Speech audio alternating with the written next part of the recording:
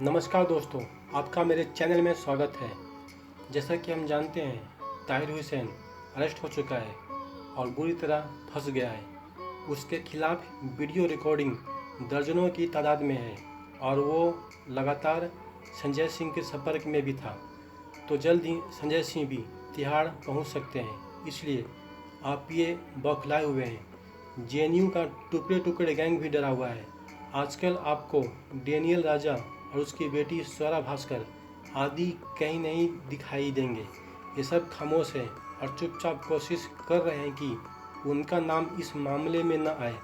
अमेरिकी राष्ट्रपति के दौरे को खराब करने के लिए उस समय जानबूझ के दंगे किए गए और अब उसको सरकार ने राष्ट्र की प्रतिष्ठा का मुद्दा बना लिया है। वामपंथियों और जिहादियों को उम्मीद थी कि अमेरिका के हाल के दंगों की तरह यहाँ भी पूरे देश में दंगे शुरू हो जाएगा। खुद सोचिए, ये सब लोग देश को आग लगा देने, बर्बाद कर देने पे क्यों उतारू हैं? सीधा जवाब है, इनके गले में फंदा पड़ चुका है और धीरे धीरे कसता जा रहा है। इनके बस एक ही उम्मीद दिख रही है कि देश जल उठे और ये सब बच जाएं। जेएनयू और जिहादी सब पे ऊपर लगाया जा रहा है।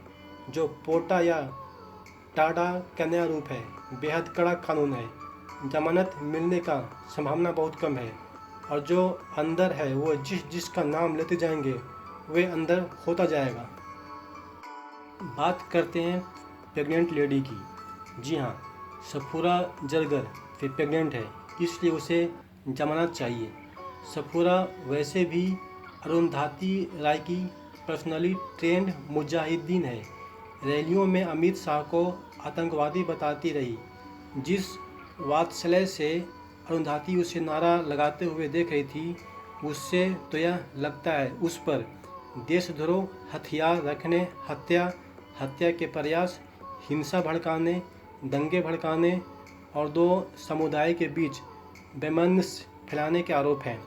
क्या ऐसे अपराधी को सिर्फ इसलिए खुला छोड़ दिया जाए क्योंकि उसके पास फॉर लेफ्ट बैंक का अल्ट्रा प्रीमियम विक्टिम कार्ड है?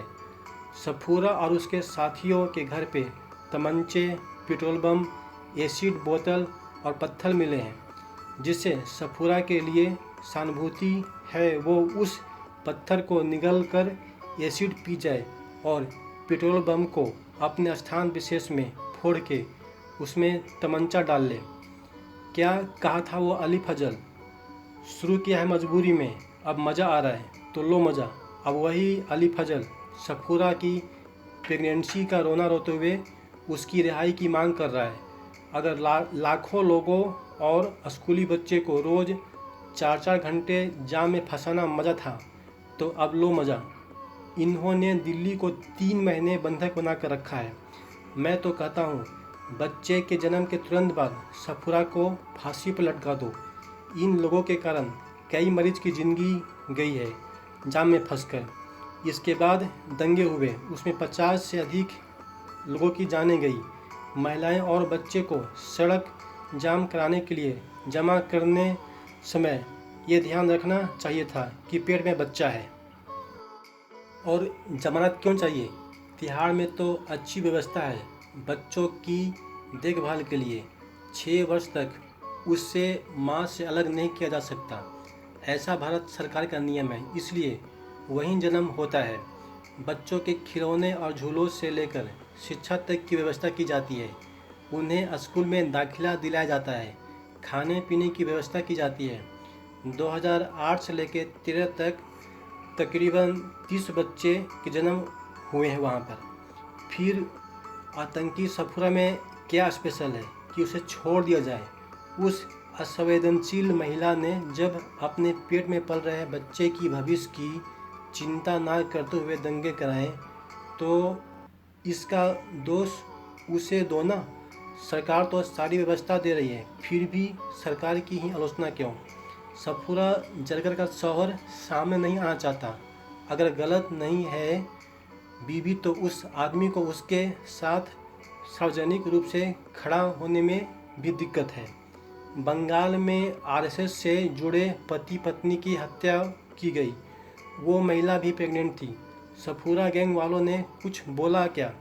अरुंधति स्वरा तो पैतरे आजमा कर बचते रहेगी।